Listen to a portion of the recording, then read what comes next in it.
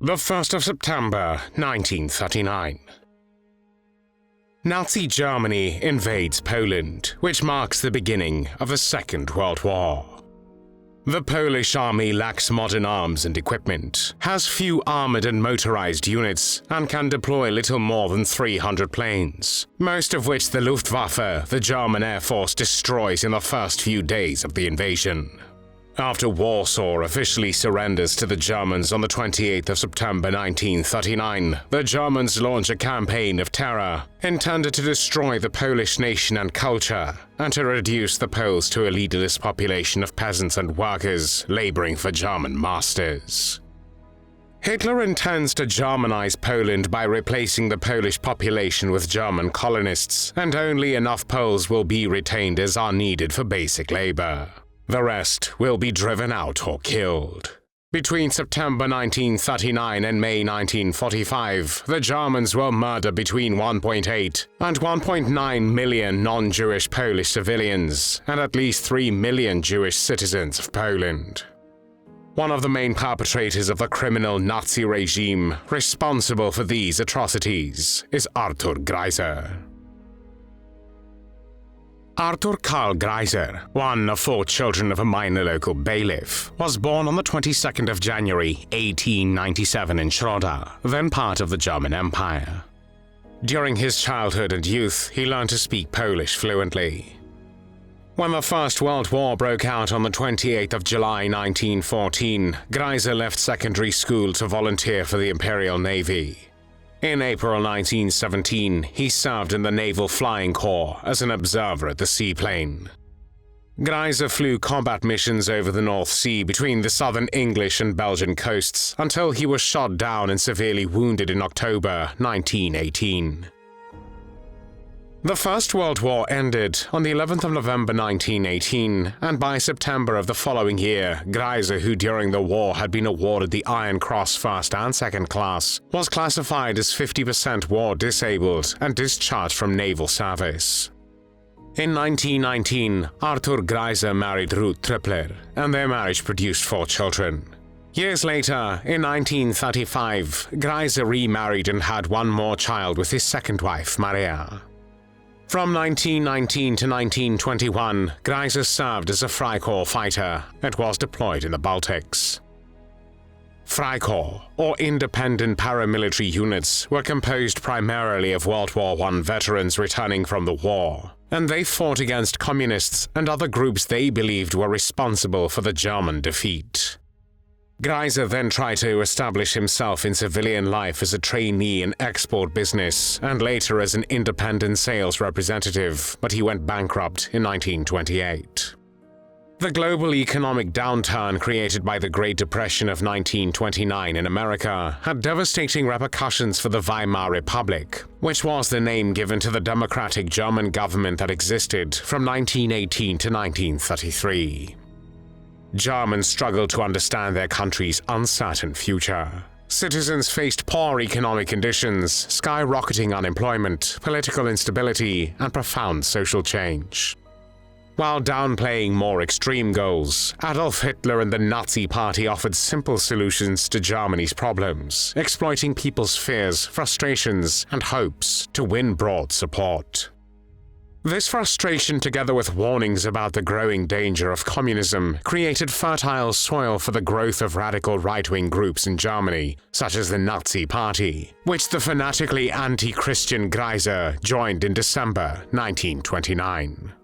By September 1931, he also joined the SS and served as secretary of the Nazi Party district in Danzig, today's Polish Gdansk. On the 30th of January 1933, Adolf Hitler was appointed Chancellor of Germany by President Paul von Hindenburg. From October 1933 to October 1939, Greiser served as Deputy Gauleiter, or regional leader of the Free City of Danzig, which until the end of World War I belonged to the German Empire. After the war, Danzig, then largely an ethnically German city, became a free city under the protection of the League of Nations, but with special administrative ties to Poland. After, in May 1933, when the Nazi Party became the leading power in Danzig, anti-Polish sentiment increased, and both Germanization and segregation policies intensified. On the 23rd of November 1934, Arthur Greiser, a fanatical Nazi, became president of the Danzig Senate, which meant that he was head of government and chief of state of Danzig. In 1939, Greiser was accused by Poland of being directly responsible for escalating tensions between the Free City and the Republic of Poland. When the Polish Foreign Affairs Minister Józef Beck announced economic reprisals following the harassment of Polish frontier guards and customs officers, Greiser issued an announcement in July 1939 declaring that the Danzig police no longer recognized their authority or power and demanded their immediate withdrawal. The notice was so rudely worded that the Polish diplomatic representative to Danzig, Marian Chodacki, refused to forward it to Beck and instead sent a court summary. The Second World War began on the 1st of September 1939 when Nazi Germany invaded Poland.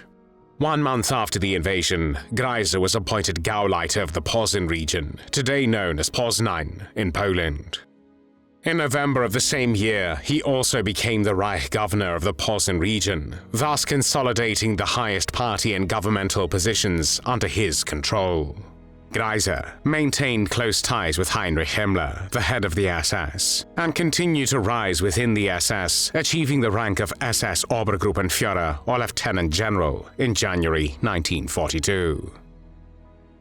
At the dawn of the 21st of December 1939, Greiser's son Eckhard died along with 2 of his companions in a car that went under a train at a railroad crossing in the Polish village of Gorzin. An obelisk was erected at the site of the accident during the war, but it was removed by residents in 1945.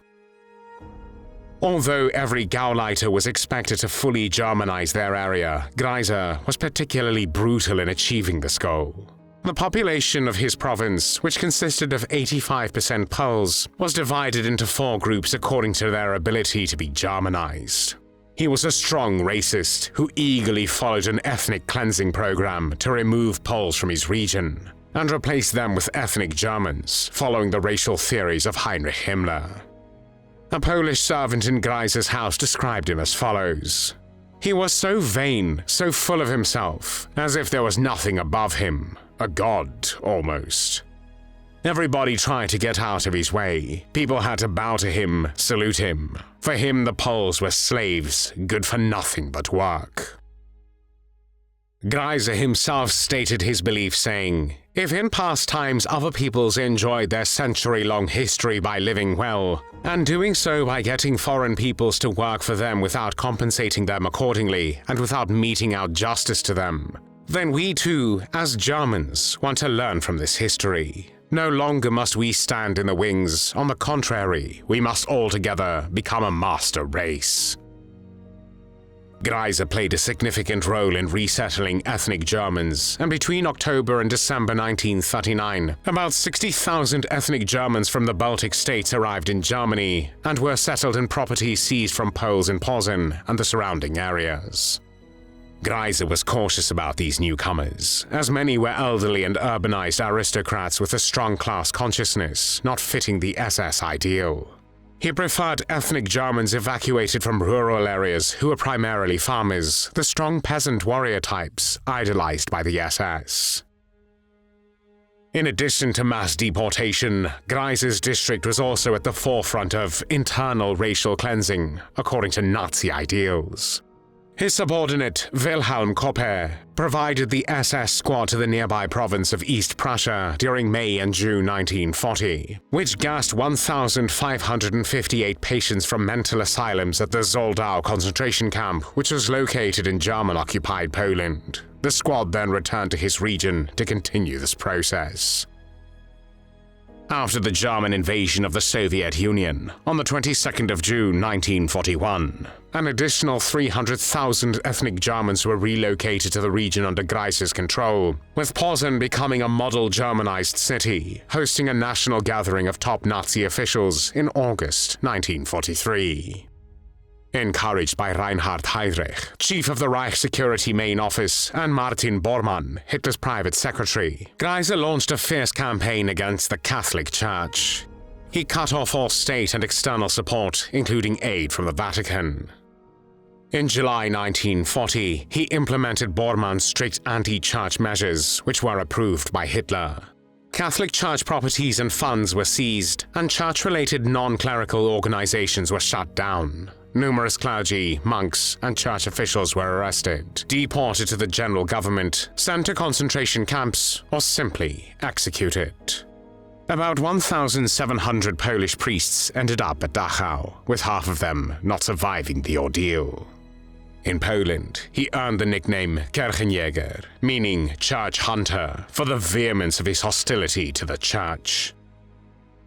Greiser actively participated in the Holocaust. On the 18th of September 1941, Heinrich Himmler informed Greiser that he intended to transfer 60,000 Czech and German Jews to the Łódź Ghetto until spring 1942, when they would be resettled, which meant killed. The first transport arrived a few weeks later, and Greiser sought and received permission from Himmler to kill 100,000 Jews in his area. In December 1941, he initiated the murder of at least 150,000 Jews unfit for labor at the Chełmno extermination camp, located in German-occupied Poland. Greiser, along with his accomplices, was involved in planning these killings, including those of tuberculosis patients using gas vans.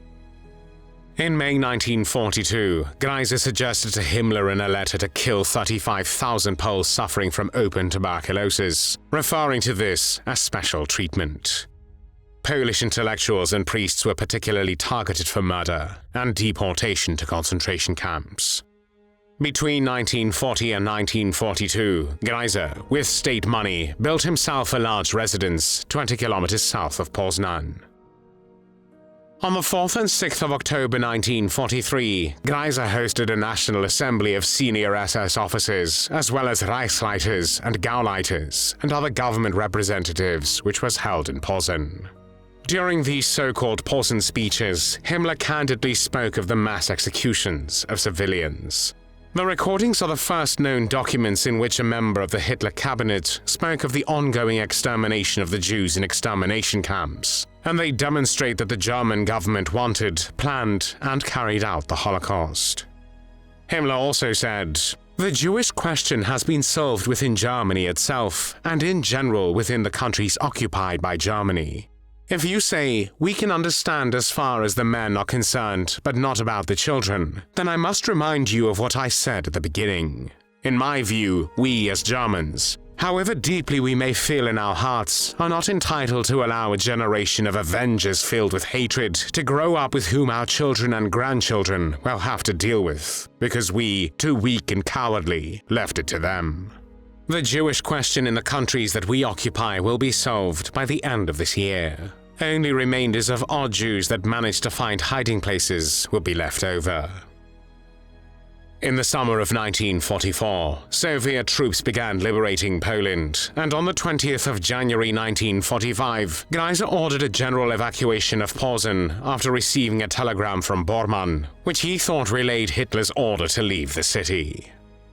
Greiser left Poznań that evening and reported to Himmler's personal train in Frankfurt an der Oder, where he discovered he had been tricked by Bormann, as Hitler had actually declared that Poznań must be held at all costs. Greiser was now seen as a deserter and coward, especially by Josef Goebbels, the Nazi Minister of Propaganda, who wrote in his diary that Greiser was a real disgrace to the Nazi Party. However, Goebbels' recommendations for Greiser's punishment after the Soviet capture of Poznań were ignored, likely due to the protection Greiser had from other Nazi leaders. Greiser was then sent to a spa in Karlovy Vary, located in today's Czech Republic, from where he fled to the Bavarian Alps in March 1945. 2 months later, he was captured by the Americans and taken into custody in Upper Bavaria. After the war, Greiser was transferred to Poland, where he faced trial before the Supreme National Tribunal in June 1946. He was charged with crimes against the Polish people, including the murder of hundreds of thousands of civilians, the mass deportation of Poles for forced labor in the German Reich, robbery and plundering of the Polish state and people, and crimes against peace. The charges against Greiser also included taking Polish children against the will of their parents or guardians, forcibly putting them in German families or public orphanages within the Reich, while severing all contacts with their families and nation by giving them German names. Greiser's defense that he was only following orders did not hold up, as it was shown that the other Gauleiters had not followed similar policies. His lawyers also argued that, as the head of the formerly independent Free City of Danzig, Greiser could not be judged by another country, but the court rejected this claim. On the 9th of July 1946, the tribunal found Greiser guilty of all charges, ordered the confiscation of all his property, and sentenced him to death by hanging. After the announcement of the judgment, Greiser asked Polish President Bolesław Bierut for clemency. Also, Pope Pius XII appealed to the Polish government to spare his life, but the plea was unsuccessful. His execution was held publicly and became a theater of horror. When Greiser was hanged before 100,000 people in Poznań early in the morning of the 21st of July 1946, he was 49 years old. The crowd, which also included children, clapped and whistled. His was the last public execution in Poland. After a wave of criticism of such executions, Justice Minister Henryk Światkowski decided to stop them. After dissection at the anatomical department of the University of Poznań, Greiser's body was burned in the same crematorium in which the corpses of murdered Poles in the Poznań prison had been burned. The ashes were placed at the disposal of the prosecutor's office and the court. There were no tears shed for Arthur Greiser.